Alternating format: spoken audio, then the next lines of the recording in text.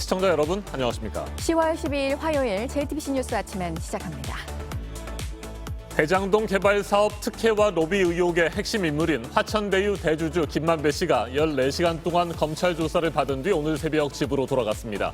천화동인 1호 실소유주는 자신이라고 거듭 강조했고 불거진 의혹 대부분을 부인했습니다.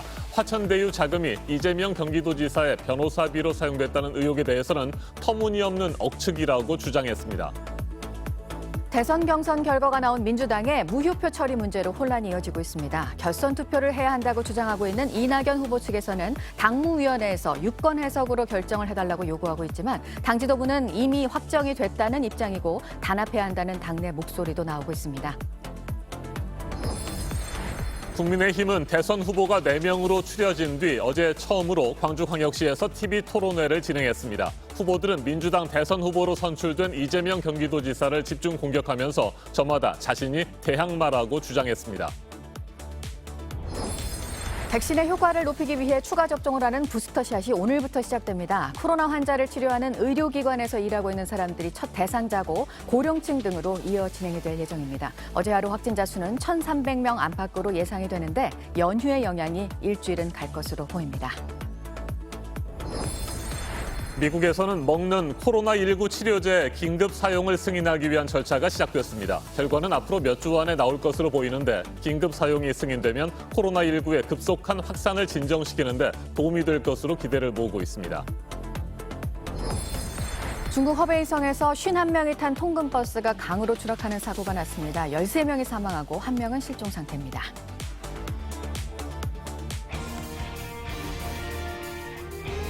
대장동 개발 사업 특혜와 로비 의혹의 핵심 인물이죠. 화천대유 자산관리의 대주주 김만배 씨가 어제 서울중앙지검에 소환돼 14시간 동안 조사를 받았습니다. 지난달 27일 경찰에 출석했을 때는 참고인 신분이었지만 이번에는 피의자 신분으로 조사를 받고 오늘 새벽 집으로 돌아갔습니다. 검찰은 김 씨가 절반은 그분 것이라고 말했던 천화동인 1호의 실소유주가 누구인지 그리고 김 씨가 화천대유에서 빌렸다고 주장하는 473억 원이 어떤 사람들에게 어떻게 전달됐는지 돈의 흐름을 집중 추궁했습니다. 네, 녹취록 내용을 포함해서 핵심 의혹들에 대해 전면 부인하고 있는 김만배 씨에 대해서 검찰은 소환 조사를 추가로 진행한 뒤에 구속영장을 청구할 방침인 것으로 전해졌습니다. 김서연 기자입니다. 오늘 새벽 0시 20분 검찰 조사를 받고 나온 김만배 씨는 천화동인 1호가 자신의 것이라고 재차 강조했습니다. 천화동인 1호는 의심할 여지 없이 화천대유 소속이고 화천대유는 제 개인 법인입니다. 그러면서 천화동인 1호 절반은 그분 것이라는 발언은 사업자 간 갈등을 막으려는 차원에서 했던 말이라고 주장했습니다. 더 이상의 어떤 구사업자 갈등은 번지지 못하게 하려고 하는 차원에서 김 씨는 정영학 회계사의 녹취록 내용도 전면 부인했습니다. 한 번도 사실대로 정영학 씨와 진실된 대화를 나눈 적이 없습니다. 계좌 추적이나 이런 정황들을 보면 사실이 아니라는 걸 누구나 다 알 수 있는 부분이고 화천대유에서 빌렸다고 주장한 473억 원은 초기 운영비나 운영 과정에서 빌린 돈을 갚는 데 사용했고 불법적으로 쓴 건 없다고 말했습니다. 화천대유 자금이 이재명 경기도지사의 공직선거법 사건 변호사비를 비롯한 각종 로비에 사용된 게 아니냐는 의혹도 터무니없다고 일축했습니다. 초기 운영비나 또 운영하는 과정에 빌려온 돈을 갚는 데 사용했습니다. 계좌를 통해서 다 밝혀졌고 이재명 지사 선거법 변호사비로 사용됐다. 그런 건 터무니없는 위헌비어고요. 억측입니다. 또한 천화동인 4호 남욱 변호사에게 4억 원을 건넨 건 2019년에 빌린 3억 원을 상환한 것이라고 답했습니다. 검찰은 김 씨가 유동규 전 성남도시개발공사 기획본부장에게 5억 원을 건넨 혐의와 권순일 당시 대법관에 대한 로비 의혹에 대해서도 추궁한 것으로 전해졌습니다. 검찰은 제기된 의혹이 상당한 만큼 조만간 김 씨를 다시 불러 조사하고 구속영장을 청구할 방침인 것으로 전해졌습니다. JTBC 김서연입니다. 정영학 회계사의 녹취록에는 김만배 씨가 유동규 전 성남도시개발공사 본부장에게 700억 원을 주기로 약속하는 대화도 담긴 것으로 전해졌죠. 유 전 본부장은 농담이었다고 주장했는데 김만배 씨 역시 녹취록이 과장되고 편집됐다며 신빙성을 부인했습니다. 검찰이 거짓과 진실을 제대로 파헤칠 수 있을지 지켜볼 필요가 있습니다. 이서준 기자가 보도합니다. 김만배 씨는 어제 검찰에 출석하며 정영학 회계사가 검찰에 제출한 녹취록부터 문제 삼았습니다. 여러 의혹들은 수익금 배분 등을 둘러싼 갈등 과정에서 특정인이 의도적으로 녹음하고 편집한 녹취록 때문입니다. 녹취록엔 김만배 씨가 유동규 전 본부장에게 700억여 원을 주기로 약속하는 대화가 담긴 것으로 알려졌습니다. 김 씨 측은 녹음하는 걸 알고 일부러 틀리고 과장된 말만 했다며 대법관 이름을 일부러 틀리게 말하는 등 녹취록에 독을 탔다고 했습니다. 녹취록의 신빙성이 떨어지니 그 속에 담긴 대화 내용도 증거가 될 수 없다는 취지입니다.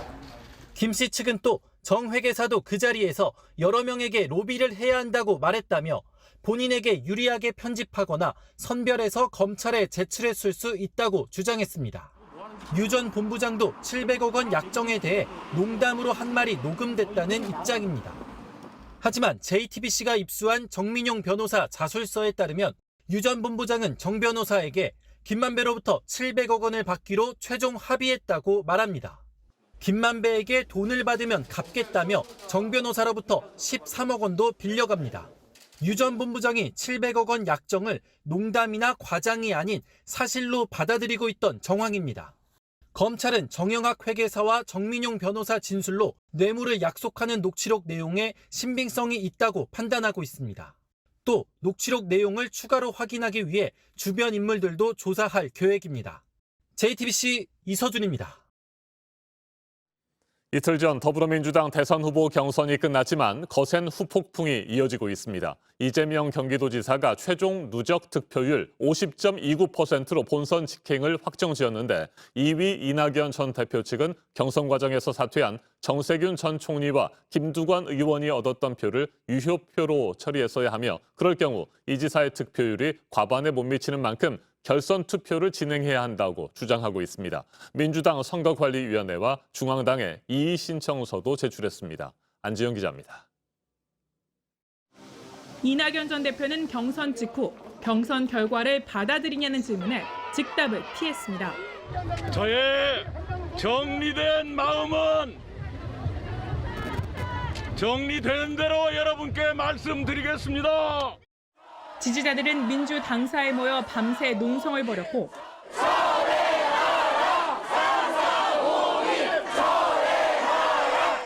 농성은 다음 날에도 이어졌습니다.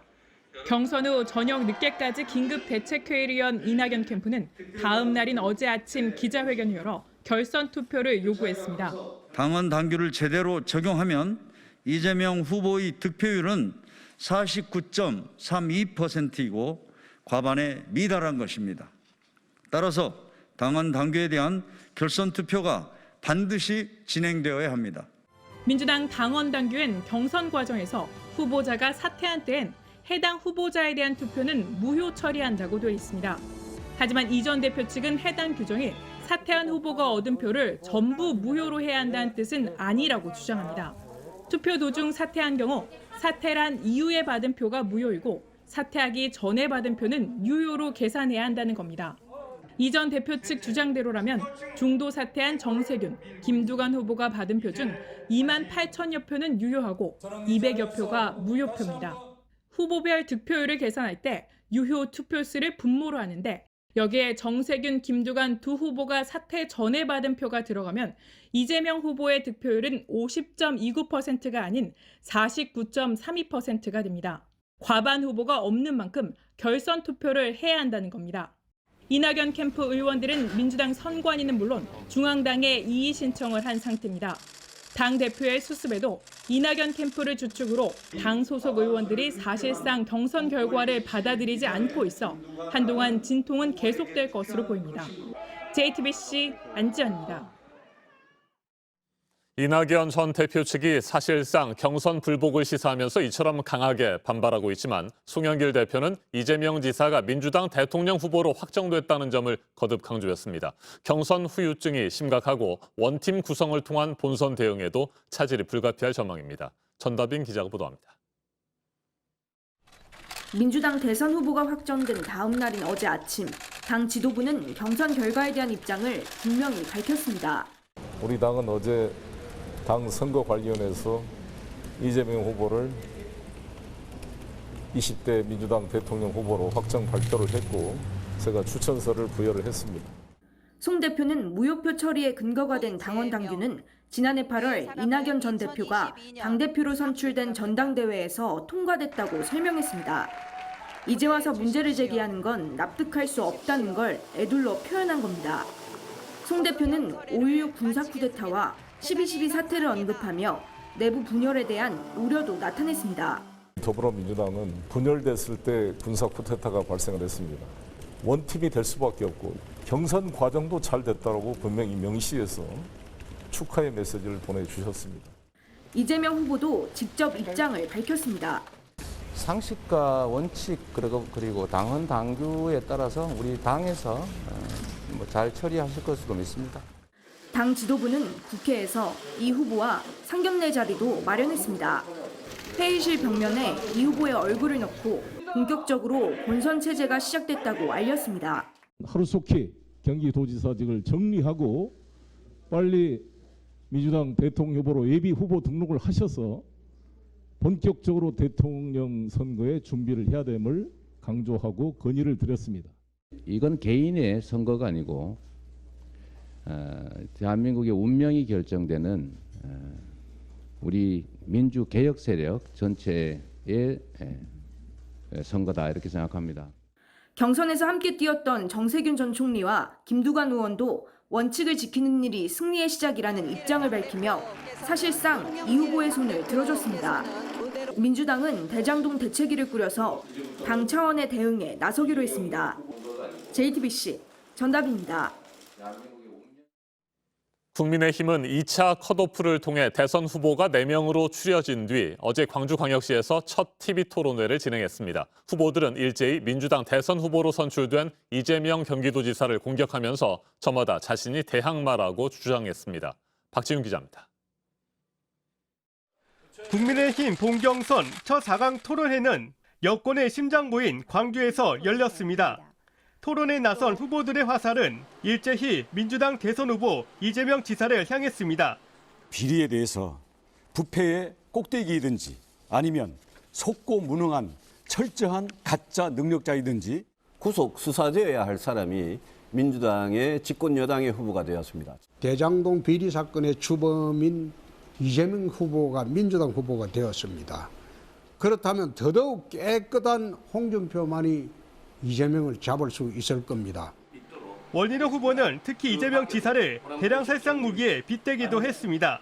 우리 국민의 당장의 삶을 위협하는 또 다른 대량살상 무기 이재명 무기가 지금 대장동 로켓 발사대에 지금 막 장착이 되고 있는 중입니다.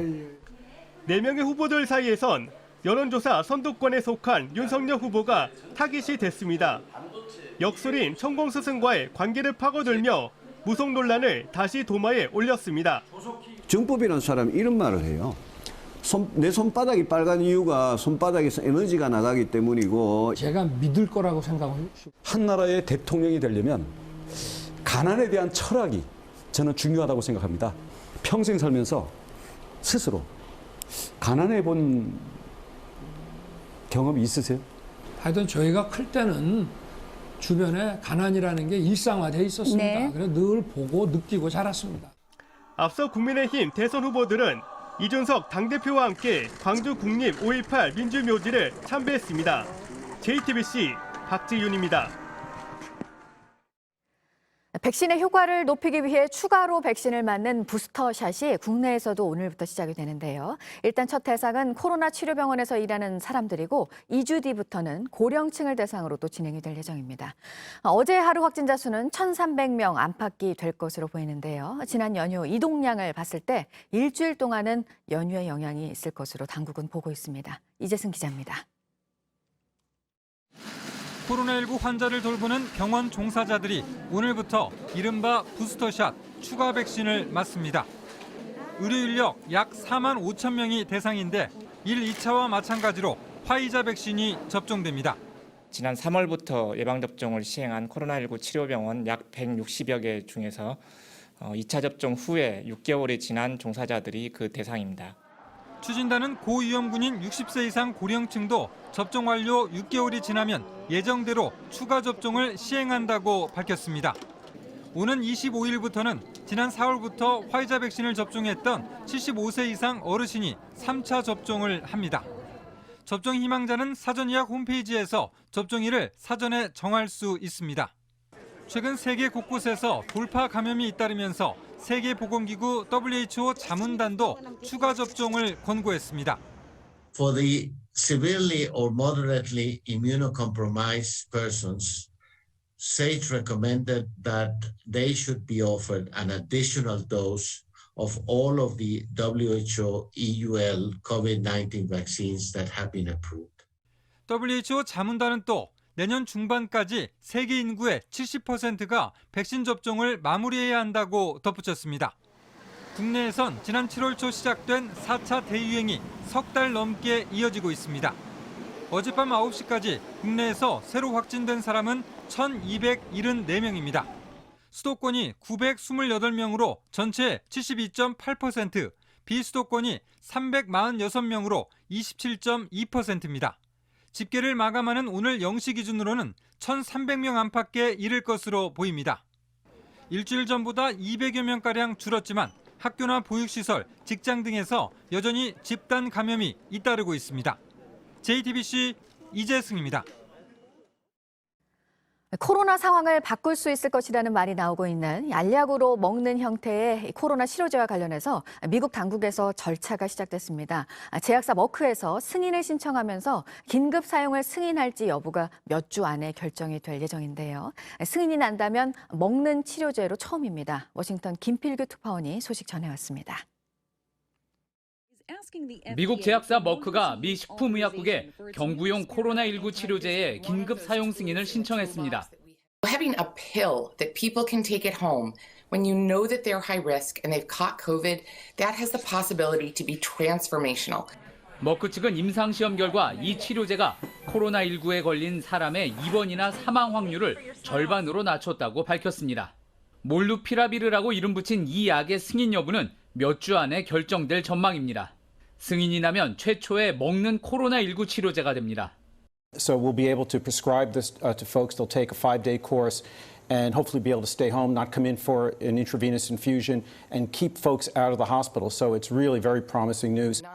전문가들은 먹는 치료제가 나와도 여전히 백신은 필요하다고 강조합니다. Remember, the easiest way to stay out of the hospital and not die is don't get infected. This idea about we have a drug, don't get vaccinated just doesn't make any sense. 머크는 올해 말까지 1,000만 명분의 약을 생산할 계획인데 미국은 170만 명분에 대해 사전 구매 계약을 맺었습니다. 당장은 공급량이 충분하지 않아 백신에 이어 먹는 코로나19 치료제를 확보하기 위한 각국의 경쟁도 치열할 걸로 보입니다. 워싱턴에서 JTBC 김필규입니다. 백신 접종을 마쳤으면 격리 없이 바로 여행을 할 수 있도록 우리 정부와 협의가 된 나라들이 늘고 있고 해외여행을 계획하는 사람들도 많아지고 있습니다. 앞서 협약을 맺었던 사이판 여행 예약은 연말까지 모두 다 찼다고 하는데요. 우려의 목소리도 여전합니다. 정원석 기자입니다. 아직은 한산한 분위기의 인천공항. 여행객 발길이 뚝 끊겼던 때와 비교하면 간간히 여행 가방을 끌고 출국장에 들어서는 사람들을 볼 수 있습니다. 이제 원래 외국에 다니는 걸 좋아하는데 이제 코로나로 이렇게 2년간 이제 못 다니다 보니까 저 친한 형이 또 있고 그래서 거기 이제 여행을 또 계획해서 가게 되었습니다. 우리나라와 처음으로 여행 안전 권역 트래블 버블을 체결한 사이판은 연말까지 허용한 4,000명 수요가 꽉 찼습니다. 5일간 격리를 해야 하지만 5성급 호텔에서 숙식을 무료로 사이판 정부가 제공해준다는 소식에 인원이 몰렸습니다. 말이 격리지 호캉스나 다름없기 때문입니다. 유럽도 일부 국가들이 백신 접종 완료자에게 격리 면제를 내세웠습니다. 한 여행업체에선 지난 5일부터 스위스와 스페인, 프랑스 등 유럽 6개국에 대한 여행 상품을 내놓았는데 일주일 만에 1,500명이 예약을 마쳤습니다.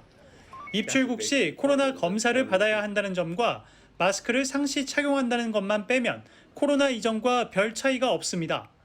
싱가포르도 우리 정부와 트래블 버블을 체결하면서 다음 달부터 격리 없는 여행이 가능해질 전망입니다. 또 8일간 자비로 자가 격리해야 한다는 제약은 있지만 인도네시아 발리 역시 오는 14일부터 여행이 가능해집니다. 이처럼 점차 여행할 수 있는 후보지가 많아지면서 여행객들도 기대감을 감추지 못했습니다. 제 남동생이 곧 결혼을 하는데요. 이번에 많이 오픈이 되는 상황이니까 좀 신혼여행지로 유명한 하와이, 괌 이런 데가 조금 더 많이 기대가 되는 상황입니다. 하지만 그간 해외발 변이 바이러스로 확진자가 늘었던 점을 들어 해외여행을 이대로 풀어도 되는지 걱정하는 이들도 적지 않습니다. JTBC 정원석입니다. 이번에는 오늘 아침 체크해봐야 할 뉴스들을 분야별로 살펴보겠습니다. 먼저 정치 분야입니다. 오늘 국회 법사위에서 고위공직자 범죄수사처에 대한 국정감사가 진행됩니다. 올해 1월 공수처가 출범한 이후 첫 감사입니다. 공수처가 수사 중인 윤석열 검찰의 고발사주 의혹과 박지원 국정원장의 제보사주 의혹을 놓고 여야가 치열한 공방을 벌일 것으로 예상됩니다. 국민의힘 대선 후보 2차 예비경선에서 탈락한 황교안 전 미래통합당 대표가 득표율이 조작됐다고 주장한 것에 대해 국민의힘 공명선거 추진단이 조사 결과 조작 증거가 없다고 밝혔습니다. 황 전 대표가 근거 자료를 제시하지 않고 계속 부정선거를 주장하는 것은 중대한 해당 행위라고 비판했습니다. 정의당 대선 후보 경선 결선에 오른 심상정 의원과 이정미 전 대표 중에 한 명이 오늘 정의당 대선 후보로 확정됩니다. 정의당은 지난 7일부터 닷새 동안 당원들을 상대로 온라인 투표를 진행했고 오늘 ARS 투표 결과를 합해 대선 후보를 최종 확정합니다. 한국은행 금융통화위원회 회의에서 오늘 기준금리를 결정하는데 지난 8월에 인상을 한 데 이어서 이번 결정은 어떨지 시장에 관심이 집중되고 있는데요.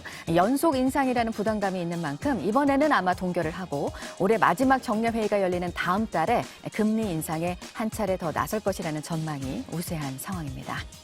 청년, 신혼부부 등을 위한 행복주택 청약 접수가 오늘부터 시작됩니다. 이번에 공급되는 주택은 전국 16개 지구에서 4,190여 가구입니다. 신청은 오는 21일까지고 당첨자는 내년 1월 이후에 발표가 될 예정입니다.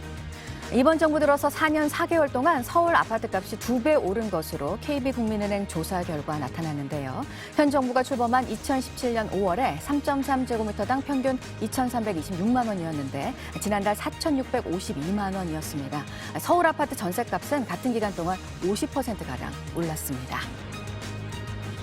계속해서 사회 분야 뉴스입니다. 어젯밤 10시 북한 함경북도 길주 북북 서쪽 39km 지역에서 규모 2.5의 지진이 발생했습니다. 길주 일대에는 풍계리 핵실험장이 있는데 우리 기상청은 자연 지진이라고 분석했습니다.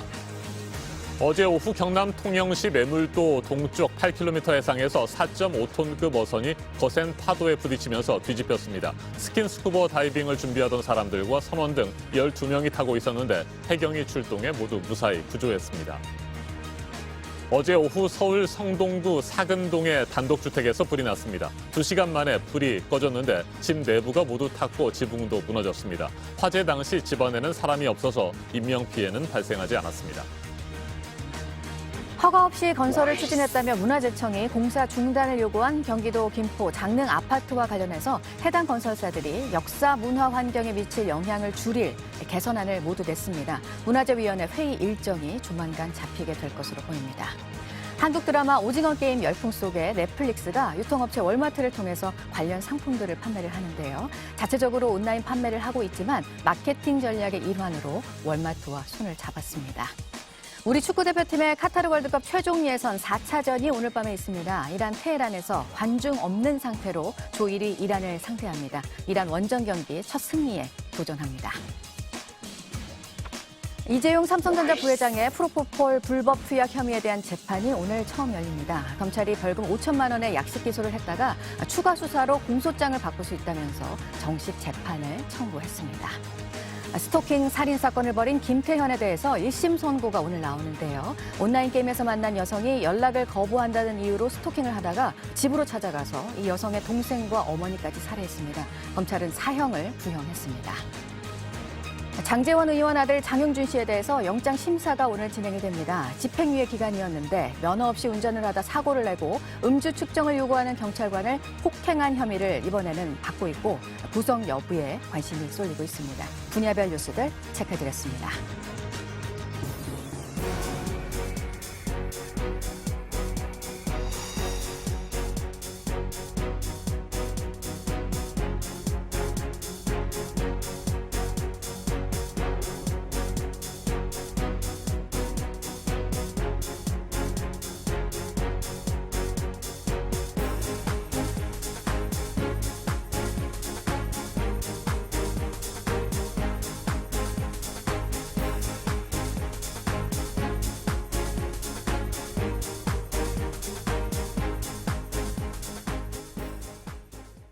네, 화요일 아침 7시 44분 지나고 있습니다. 전 세계적으로 에너지 관련 위기가 커지고 있는 상황에서 국제 유가가 오르고 있는데요. 이 서부 텍사스산 원유는 7년 만에 $80를 넘어섰습니다. 인플레이션 우려 속에 뉴욕 증시는 하락 마감이 됐는데요. 이 소식 보도국 연결해서 자세히 알아보도록 하겠습니다. 강보들 기자, 경제 성장률 전망도 이 에너지 위기로 나빠지고 있습니다. 시장이 또 곧바로 반응을 했네요. 네, 현지 시간 11일 다우는 0.72%, S&P는 0.68%, 나스닥은 0.64% 하락했습니다. 말씀하신 대로 유가가 오르면서 인플레이션 우려가 커진 게 영향을 줬다는 분석입니다. 최근 산유국들이 증산에 합의했지만 겨울철 기름 부족에 대한 우려와 천연가스 가격 상승이 더해져서 유가가 고공행진을 이어가고 있는데요. 현지 시간 11일 뉴욕 상업거래소에서 서부 텍사스산 원유 종가가 7년 만에 처음으로 $80를 넘었습니다. 인플레이션보다 더 나쁜 상황을 우려하면서 투자자들이 몸을 사리고 있다는 설명도 있는데요. 전문가 이야기 들어보시겠습니다. Because the worst thing that could happen to markets is the so-called stagflation, where the economy is not revving up, you're not seeing a lot of growth, but you're seeing some severe price increases. 실제로 골드만삭스는 올해와 내년 미국 경제 성장률 전망치를 더 낮춰 잡았습니다. 최근 공개된 고용 지표도 좋지 않습니다. 이런 우려 속에서 비트코인의 가격은 다시 상승하고 있습니다. 우리 시간 새벽 4시 반쯤 비트코인은 57,640달러 수준에서 거래가 됐는데요. 57,000달러 선을 넘은 건 지난 5월 이후 처음입니다. 네, 미국에서는 또 경찰의 폭력이 이슈가 되고 있습니다. 이번에는 장애인을 강제로 차에서 끌어냈다고요? 네, 실랑이를 벌이다 머리채를 잡고 끌어내는 모습이 담긴 12분 분량의 경찰 보디캠 영상이 공개됐습니다. 마약 관련 단속을 하기 위해 수색견을 부른 경찰이 흑인 남성에게 수색하는 동안 차에서 내릴 것을 요구했는데요. 이 남성 클리포드 오웬스비는 자신은 하지마비가 있어서 내릴 수 없다고 버텼습니다.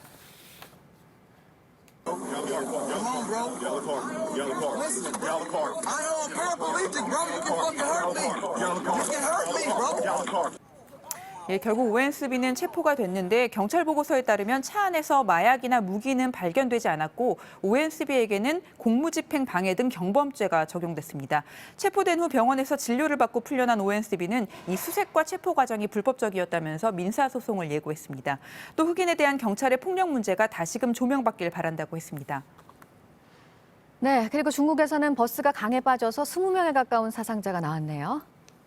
네, 어제 오전 7시 중국 허베이성에서 철강기업 징예그룹 소속 통근버스가 강에 빠졌습니다. 버스에는 51명이 타고 있었는데요. 저녁까지 진행된 구조작업에서 50명을 건졌지만 그중 13명이 사망했습니다. 생존자 중 7명도 입원 치료를 받고 있습니다. 탑승자 1명은 여전히 실종 상태입니다.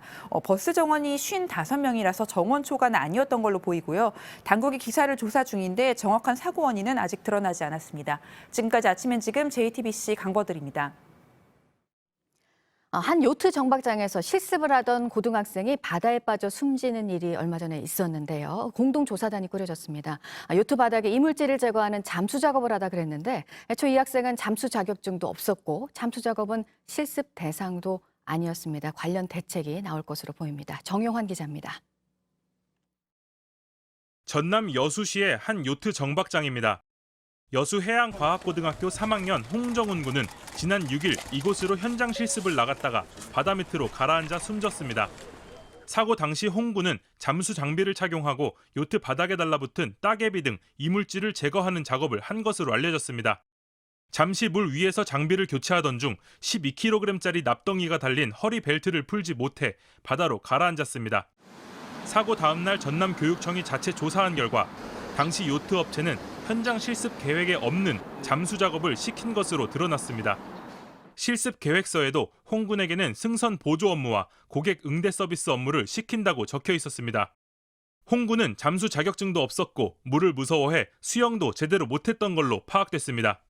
어째서 자격증도 없던 너가 잠수 작업을 했는지 왜 현장 실습에 나간 너가 지금의 상황을 맞아야 하는지. 해경은 홍 군이 계획에도 없는 잠수 작업에 나선 이유 등을 조사하고 있습니다. 교육부와 전남교육청, 고용노동부 등도 공동조사단을 꾸리고 당시 법령 위반 사항과 고교 현장 실습 제도에 문제점은 없는지 파악 중입니다. JTBC 정용환입니다. 어제 오후 4시 40분쯤 전남 화순군의 한 도로에서 25인승 버스가 빗길에 미끄러져서 뒤집히는 사고가 났습니다. 이 사고로 버스 운전자와 승객 등 3명이 크게 다쳤고 5명은 가벼운 부상을 입었습니다. 경찰은 사고 당시 비가 내리고 있었고 운전자가 길이 미끄러웠다고 진술한 점을 토대로 정확한 사고 경위를 조사하고 있습니다. 더불어민주당이 대선 후보 경선이 끝난 뒤 거센 후폭풍에 흔들리고 있습니다. 이낙연 전 대표 캠프 소속 국회의원 22명은 어제 국회에서 기자회견을 갖고 경선 결과가 명백한 당원 당규 위반이라고 주장했습니다. 하지만 송영길 대표는 이재명 지사가 민주당 대통령 후보로 확정됐다며 이낙연 캠프 측의 이의 제기를 거부했습니다.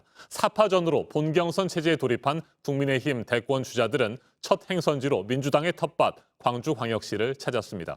차재원 부산가톨릭대 특임교수 자리 함께했습니다. 어서 오십시오. 예, 안녕하세요. 네, 민주당이 후폭풍에 시달리고 있습니다. 경선 과정에서 중도 사퇴한 후보의 표를 이걸 어떻게 처리해야 되느냐, 이게 지금 논란의 핵심인데 예. 이낙연 전 대표 측에서는 중도 사퇴 이전에 얻었던 표는 유효표로 처리를 해야 된다는 주장입니다. 어떻게 생각하세요? 일단 뭐 법적으로는 다툼의 여지가 분명히 있어 네. 보입니다. 앞서 말씀하신 것처럼 사퇴한 후보에 대한 사퇴한 후보가 그 얻은 표를 무효로 처리하는 민주당의 특별당규는 제가 생각해도 좀 상식적으로 좀 맞지 않다. 그리고 또 이 공직선거법의 취지하고도 상당히 어긋난다는 네. 것이 법률 전문가들의 대체적인 의견인 것 같습니다. 그러나 정치적으로는 사실상 결론이 났지 않나 하는 생각이 듭니다. 사실 이 당규에 따라서 2012년, 2017년 그러니까 민주당 대선 경선이 치러졌고요. 그리고 네. 또 이낙연 전 대표가 당대표로 선출될 때도 이 규정에 의해서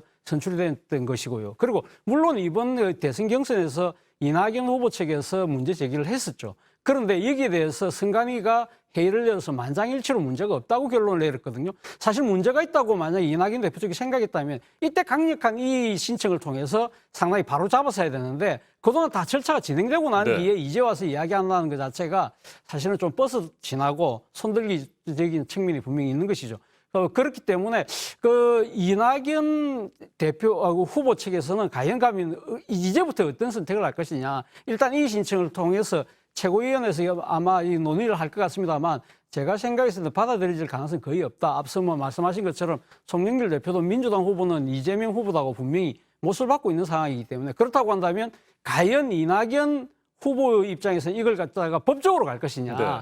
그런 아마 중요한 선택의 갈림길에 놓여 있는데 그런 선택을 하기는 쉽지 않아 보입니다. 네, 민주당 송영길 대표 후보는 이미 확정됐다, 뭐 이런 입장입니다. 그럼에도 불구하고 이낙연 전 대표 측의 주장을 무시하고 이의 제기도 거부하게 된다면 결국에는 원팀 구성에 차질이 빚어지고 본선 대응에도 어려움이 있지 않겠습니까? 그렇죠. 뭐 지금 앞서도 제가 말씀드린 것처럼 아마 빠르면 오늘 정도에 아마 이 최고위원회에서 빨리 아마 결론을 내지 않을까 싶은데 네. 받아들일 가능성은 저는 사실상 없다고 봅니다. 그럼에도 불구하고 이 이낙연 대표 측에서 과연 어떻게 할 것이냐 부분인데 앞서 말씀드린 것처럼 이낙연 대표가 과연 그러면 법원에다가 집행정지 가처분 신청을 네. 낼 것이냐 이 부분인데 아마 낸다고 한다면 상당히 뭐 다툼의 여지는 분명히 있어 보입니다만 그럴 경우에는 자칫 이 지금 민주당 전체가 공멸할 가능성이 있는 것이거든요.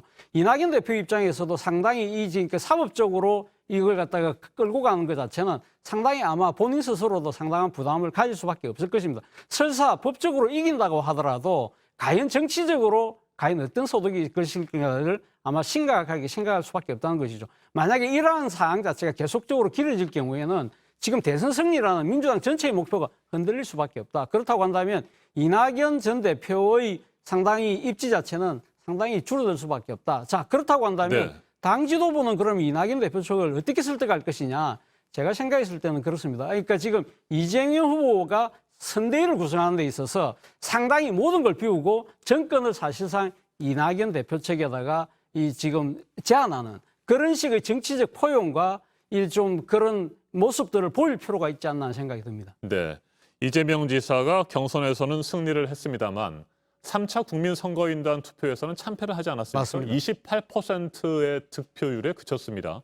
이낙연 전 대표 측은 62%를 얻었기 때문에 이재명 지사가 과연 본선 경쟁력이 있느냐 뭐 이런 문제점들을 지적하고 있기도 하고요. 이 때문에 이재명 지사와 민주당에서 뭐 대선 본선을 위한 전략 수정이 불가피하다 뭐 이런 주장도 있습니다. 어떻게 보십니까? 예, 뭐 당연히 그런 뭐 여러 가지 조치들이 나와야 되겠죠. 일단 지금 이재명 후보 측에서는 생각하고 있는 방안이 두 개인 것 같습니다. 일단은 제도적 보완인 것이죠. 그러니까 부동산 개발 이익을 모두 다 환수하겠다는 그런 제도적 보완을 이야기하고 있고, 그리고 또 특히 자신을 둘러싼 여러 가지 의혹이 지금 대장동 의혹이지 않습니까? 이 의혹에 대해서는 사실은 이것은 국민의힘 게이트라고 나름대로 야당에 대한 역공을 통해서 이걸 갖다 돌파하겠다는 생각을 갖고 있는 것 같아요.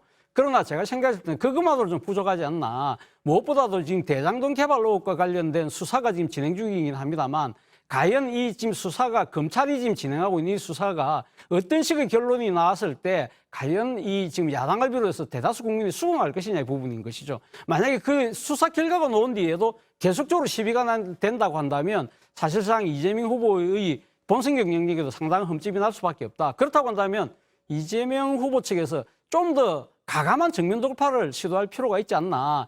그것은 이 제3자 아주 객관적인 수사 주체인 특검에게 맡기는 것도 하나의 방법이지 않을까 하는 생각이 든다는 겁니다. 이재명 후보가 뭐라고 이야기하고 있습니다. 이것은 국민의힘 게이트라고 이야기하고 이 지금 대장동 사업은 칭찬을 받아야 될 사업이라고 이야기를 하고 있다고 한다면 특검에다가 사실 이 조사를 맡겨서 이 정면 돌파를 통해서 자신의 의혹을 드러내는 것도 하나의 방법이지 않을까 하는 생각도 듭니다. 네, 2차 컷오프를 통해서 4명으로 줄여진 국민의힘 대권 주자들 어제 광주광역시를 찾아서 첫 TV 토론회를 열었습니다. 저희가 앞에서도 전해드렸는데 후보들은 이재명 때리기에 주력하는 모습이었습니다. 이낙연 전 대표 측이 주장하는 결선 투표의 필요성 이 부분에 대해서 동의를 하기도 하고요. 이 때문에 여당 갈라치기 전략을 펴고 있다 뭐 이런 분석도 있는데 이건 예, 뭐 저도 그렇게 생각합니다. 일종의 불난집에 부채질하는 셈이죠. 그러니까 지금 여당이 지금 사실 이 경선 후유증에서 14일이면 14일수록 국민의힘의 입장에서는 일종의 망회의 소득, 생각지 않은 소득이 정치적 소득이 생길 수 있다는 것이죠. 무엇보다도 사실은 이 논란이 계속적으로 진행되면 지금 이재명 후보가 불안한 후보가 아니라 상당히 그러니까 하자 있는 후보라고 생각할 수 있다는 것이죠. 알겠습니다. 국민의힘 후보들이 광주광역시를 가장 먼저 찾은 이유는 뭘까요? 아무래도 호남 민심이 이번 대선에서 가장 중요하다고 생각을 하고 있는 것 같아요.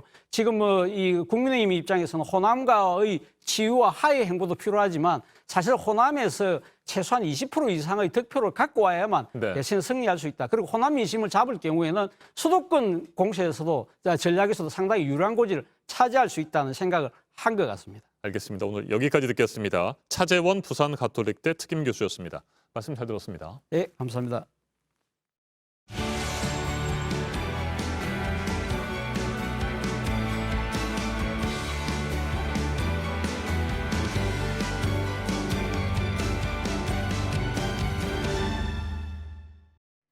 네, 도쿄올림픽에서는 그렇게 큰 소리로 파이팅을 외쳤던 양궁 김재덕 선수가 전국체전에서는 조용했습니다. 상대 선수와 동시에 활을 쏘는 방식이어서인데요. 하지만 결과는 조용하지 않습니다. 문상혁 기자입니다.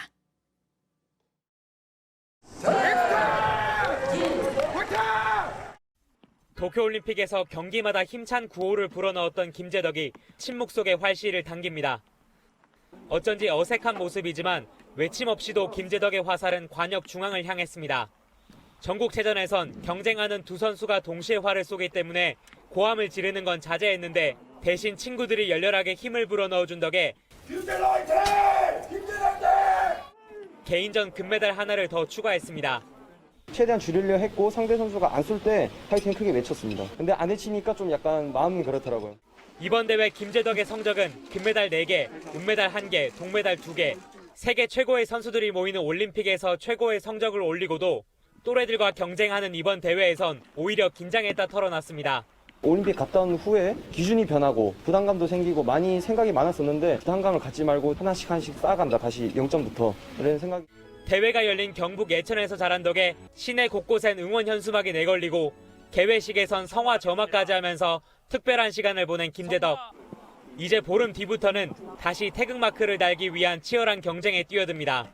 단체전 그랜드슬램을 하고 나면 이제 개인전이나 혼성 단체전 금메달이나 목표를 또 잡을 것 같아가지고 이거는 그냥 뭐 시작에 불과하다 그냥 이렇게 말씀드리고 싶습니다. JTBC 문상혁입니다. 네, 오늘은 전국이 흐리고 남부지방을 중심으로는 비가 오겠습니다. 제주도에는 최대 60mm, 충청과 전라도, 경상도에는 5에서 30mm가 예상됩니다. 풍랑특보가 내려진 남해와 동해에서는 너울성 파도가 높게 일 것으로 보입니다. 낮 기온은 서울 20도, 대전 18도, 대구 19도로 예년 기온을 밑돌며 선선하겠습니다. 이상으로 JTBC 뉴스 아침엔 화요일 순서 모두 마치겠습니다. 내일 아침 7시 20분에 다시 찾아뵙겠습니다. 건강한 하루 보내시기 바랍니다. 고맙습니다.